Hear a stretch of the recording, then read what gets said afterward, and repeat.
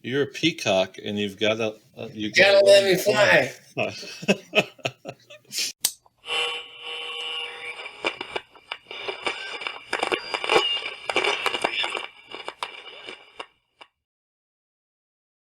What's happening, Whomitmay? This is Bobby D. Tonight, I'm joined by my friend Derrick. We're gonna kind of wing it tonight. I've known Derrick for about 5 years now.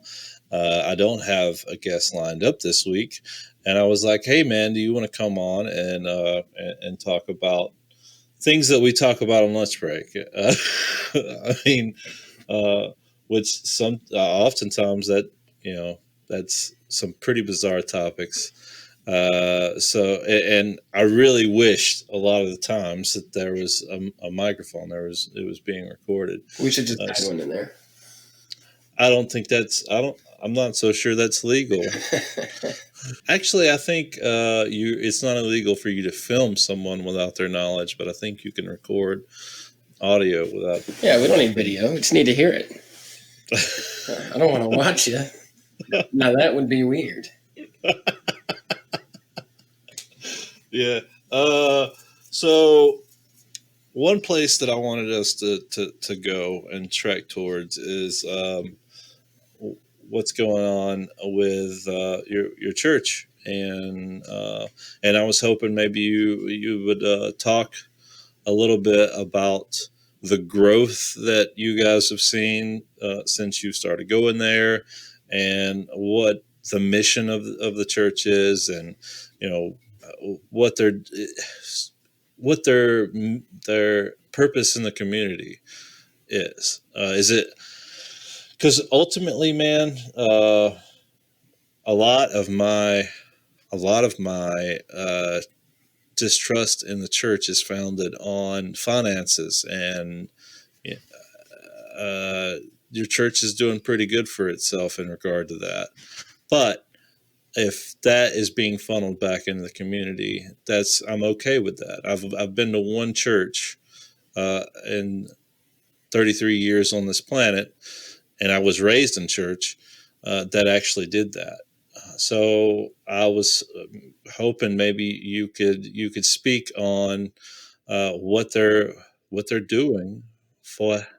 So I go to Southern Hills, and that's in our hometown here, and the building City Station that recently went up in the past couple of years gets confused a lot of times with the whole thing being Southern Hills. No, Southern Hills isn't the entire building. City Station is a building that has a cafe, a extended day daycare, pre-K, meeting rooms, open gymnasium when it's not a global pandemic. It's got student housing for the college since it's right on the edge of campus. The top 2 floors are student housing. Part of that student housing is, I think, 3 students with one kind of a college leader. So I think they're also a student, but it's someone to kind of lead the group and keep everyone on a good track and involved. And Southern Hills is a church that meets at City Station. So the funds were raised to originally open it a few years ago by the church.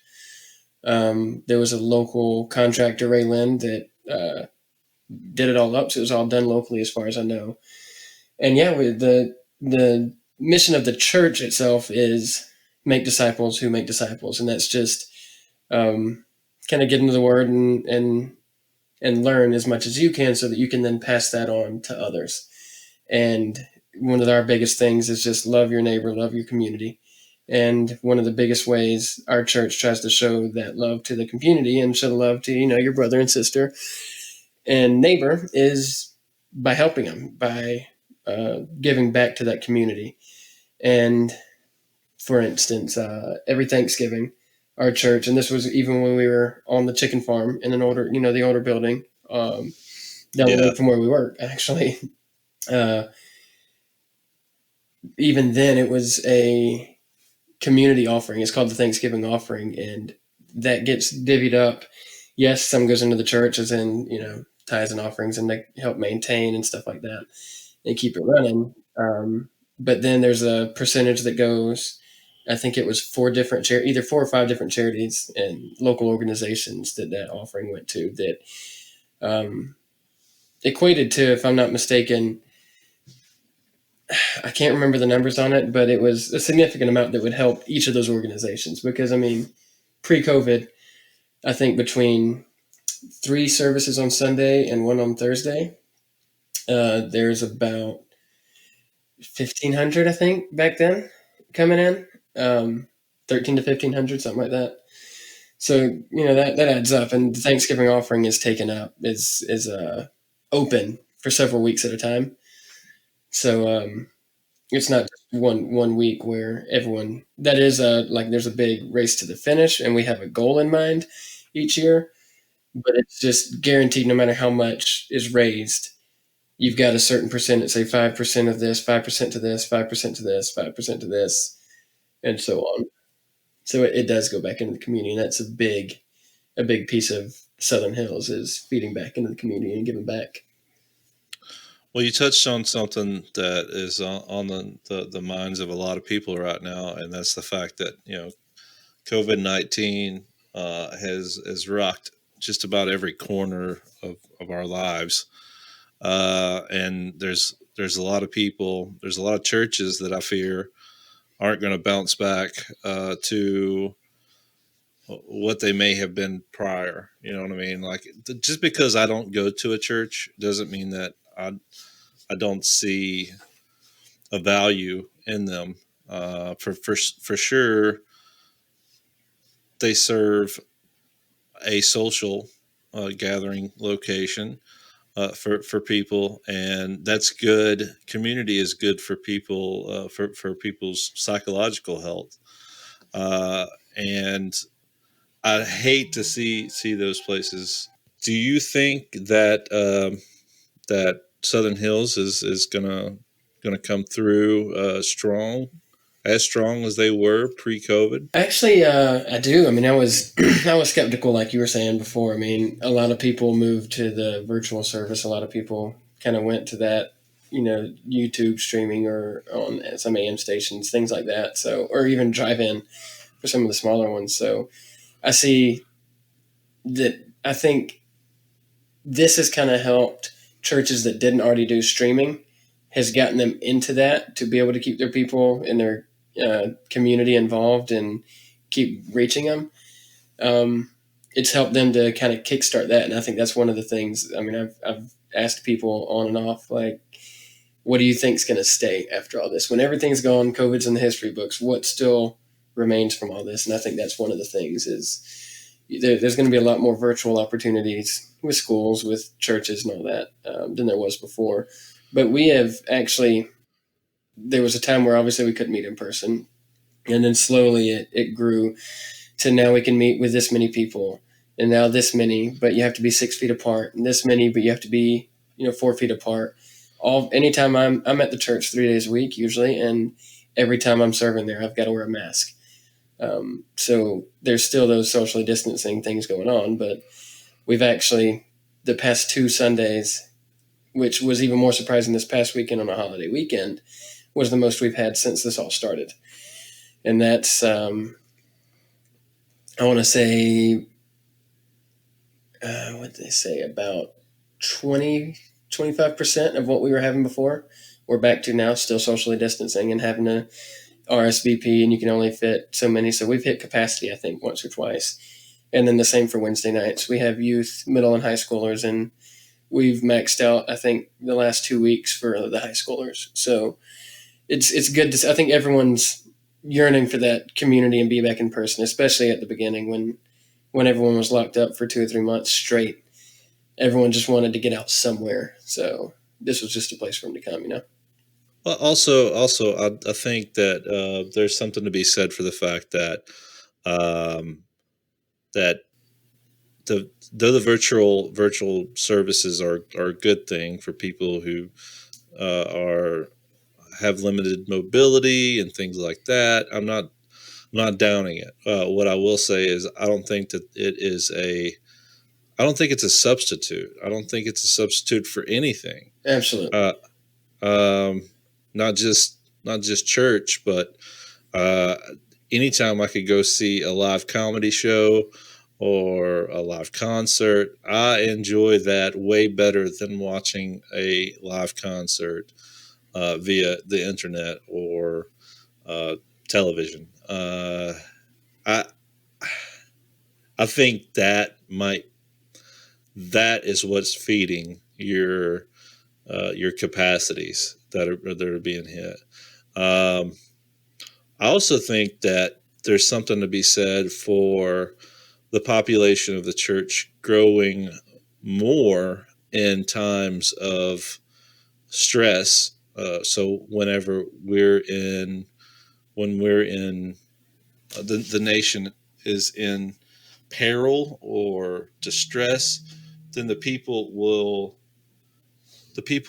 move towards the church more so than what they are in times of great wealth and so on. Oh yeah, Because that's I think that's human nature. That's definitely nothing new, and it's, I think, almost expected.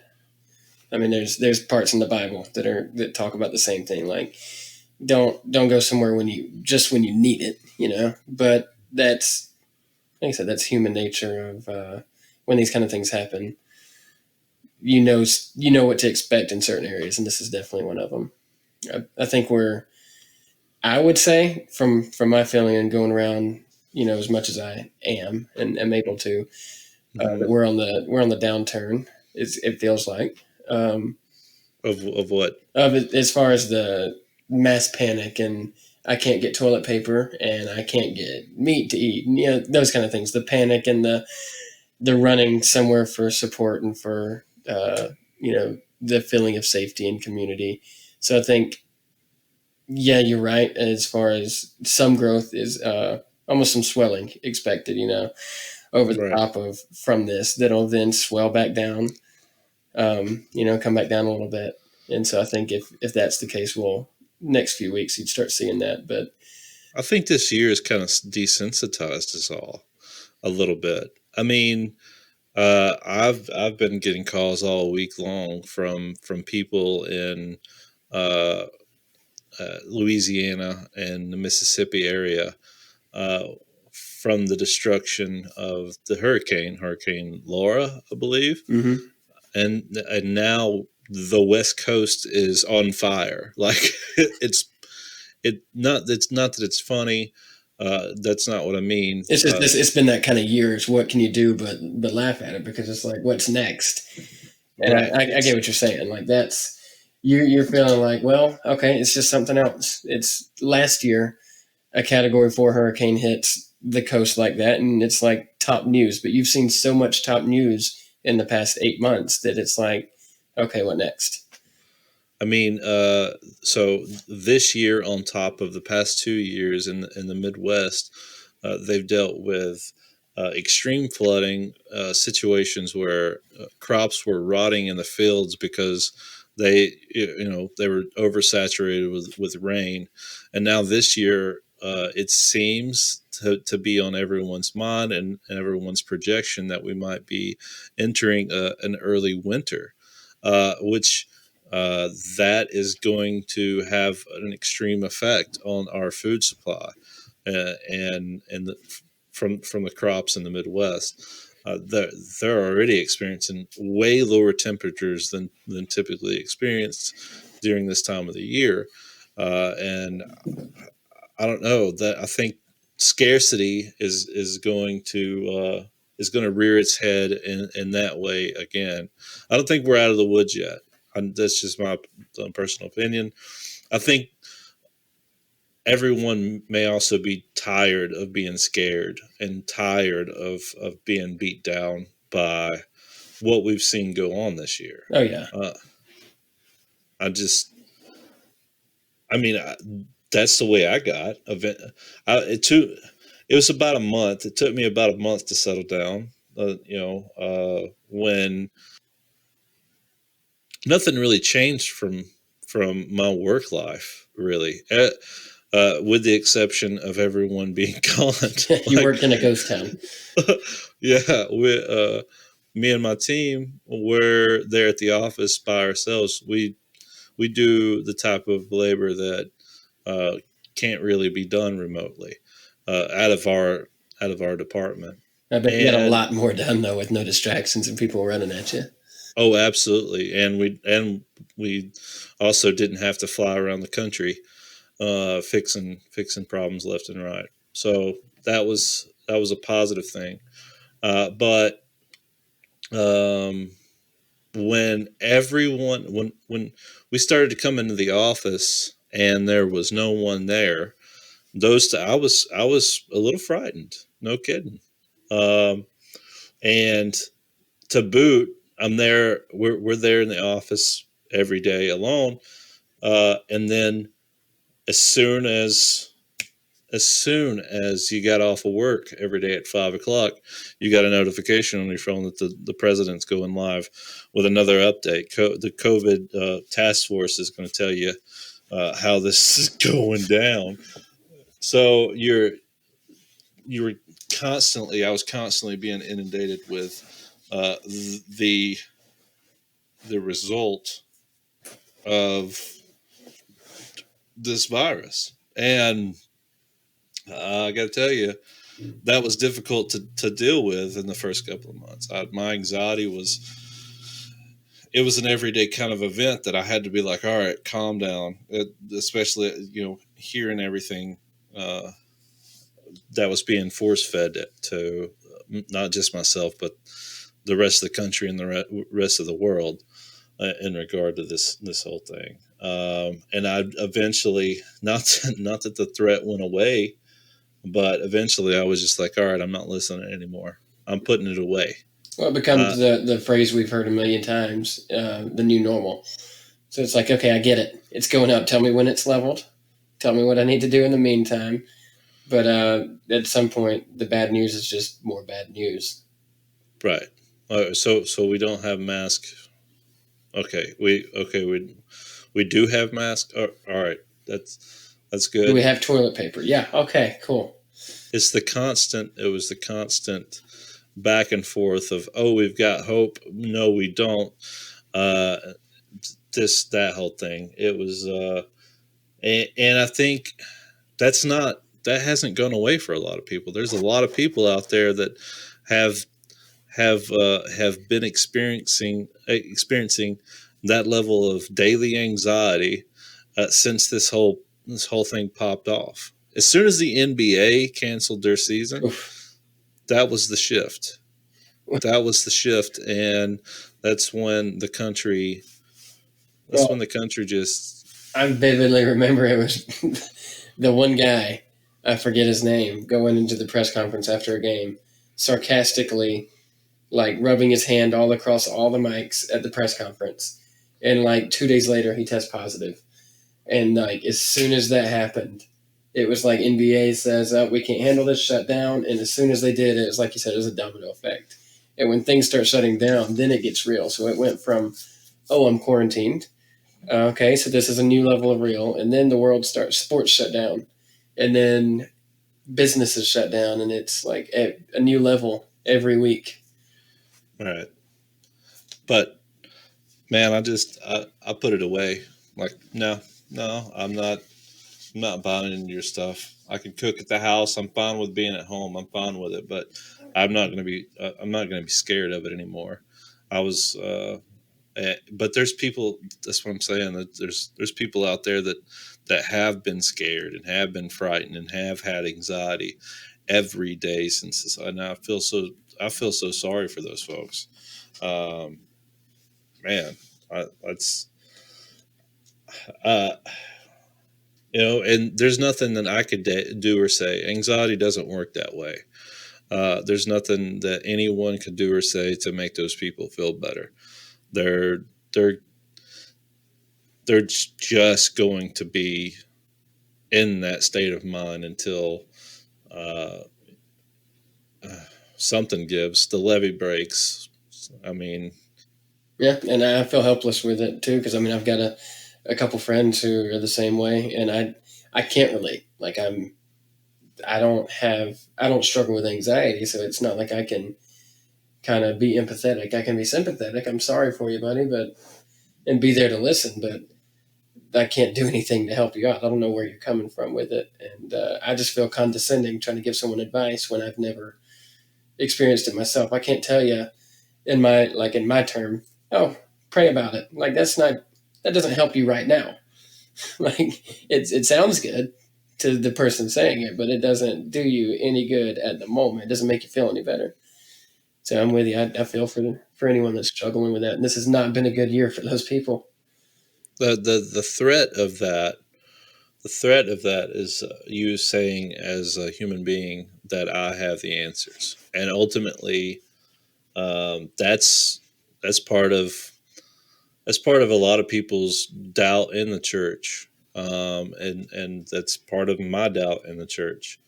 To be honest, is just that there's someone telling me their interpretation of what God had in mind in His Word, and I don't know. I don't know how I feel. I don't feel like that's okay at all. Like we're talking about this omni-terrestrial. I use that term. I never heard that term before, but I'm coining it. God is in an omni-terrestrial because He's ever present. He's across space and time. It doesn't matter. And now you're going to tell me that there's a human being that this this I mean, none of us know what the hell we're doing. We're doing the best we can, but to pretend like we know what God has in mind, I don't think that's right. Right. You try to interpret what you can, and you do what you think is right. It's like a kid listening to their dad. I mean, the kid's not going to know why the dad's saying look both ways before you cross the street, but you should still do it. So read these things, or we go to these services and hear a sermon, and they're giving their best take, but it's all the different versions of the Bible. It's all versions. It's someone's interpretation of it, and they're all pretty consistent. Some omit words here, some omit verses here, but they're all as one pretty similar. I'd say so. It's you can't know. I think the whole basis of it and the whole Christian thing to me is just having the faith that there is a God, and everything does have a design. It's not just happenstance that things happened and things popped up, and it's living by faith. You don't have hard proof. It's not following every rule in a book, because if you go by that, you'll fail, and no one's a good Christian in that sense. You know. Right. Well, I mean, in all actuality, the Christianity was founded on the idea that we are failures, that we do fall short of that glory, and we, if we were to get to the to heaven by means of works, then we would fail. The only way in the Christian religion, uh, the only way to get to heaven is through Christ. And I listen. I'm not here. I'm not trying to bash Christianity. I'm ultimately. I brought you on because I respect you and I do love you. And I get tired. I kind of get sick of hearing Christianity get bashed without anyone who no one of faith is there to talk about it openly. No, it's just people who aren't believers or who aren't Christians that are there just beating it up. How can you do that? You got to look at both sides of the coin if you're going to be talking about a topic. Agreed. And I think I'm not going to sit and bash people that bash it because I don't know where they come from. I mean, I've got one kid and we call them life groups at church. So I lead a group of 4 or 5 high school guys. We meet every other week. I text them, throughout the weeks. And it's just kind of going through life with them, being a mentor, anyone to reach out for them in that faith kind of capacity. same way as a coach would or a teacher. Just I'm another adult that's hopefully being a positive influence for them to reach out to. And one of them has been burned by the church. Like he's a little step offish. He can be a little brash. And he's a 16-year-old guy. So it kind of comes with the territory there. But he's a good kid, but he's been burned. And that's the kind of people I think that, I mean, I can totally understand if your one experience with the church is where you get burned and you're kind of excluded from them and they hurt you, especially at a young age. I totally get that. And I hate that people see the church as that, because the church isn't a building, or the church is Christians. Like it could be in your living room, for all you know, for all you care. It's Right. The point of our church is just, and not that ours is perfect or everyone in it is perfect by any means, but it's to show people that they're loved and to bleed into the community, to build into the community, and to just give people a place to come and to have community and have fun. learn. Yes, you can learn. You can be playing a game of basketball and not go to that church. You can go eat at the cafe, at the Mustard Seed Cafe, and not go to the church. But you're in a safe place when you're there. And if you have questions, there is someone there guaranteed that you can ask questions and talk to in an educated way. So I think that's been the point of it. And it's on the edge of the university. So that's when you see the biggest drop off is from when you get out of school until you're an adult with a family, full fledged. That age gap there, that's where the church sees a drop off, and so that's kind of who they're trying to cater to, along with the community. But there was a purpose in being right there on the edge of campus. Right. So hopefully I would just hope that anyone that got burned by the church gives it another try. It could be elsewhere. It could be just through a Christian. It doesn't have to be through a church. But yeah, I don't know what else to say. I hate it for people, but I totally get it. Well, I'm again, my doubt isn't even from the perspective of Christianity being incorrect about what God wants. I mean, the list goes on and on. Every religion. How dare we think that we know what God thinks? I mean, as a matter of fact, the Book of Job, the last chapter in Book of Job is where God tells Job, "Man, where were you at whenever I was doing X, Y, and Z? You weren't in existence. What do you why do you even think that you know what's going on?" And I think that's the most true thing, maybe in the Bible altogether. Is like what what are we trying to prove here by saying that we know what God wanted? But dude, I know you don't you're not very active on social media. You don't. This is your first time on a podcast. This is Breaking the seal. Breaking the seal. You were I don't know, some of the guys from Whomitmay might remember that we were talking about doing a podcast with a collective group of guys called Cognitive Nudity. And Derrick was going to be one of the guys on that show. Absolutely. Along with Matt. By the way, a little bit of channel news, a little bit of Whomitmay news here. On the 13th, Sunday of this week, the first episode of Fringe Toast is going to be dropping on the Fringe Toast YouTube channel. So you Get guys some can syrup, warm it up, and just throw a straw in it and just soak it in. So yeah, that's going to be with Matt Plotner. Matthew was also going to be on Cognitive Nudity, but we never moved forward with that.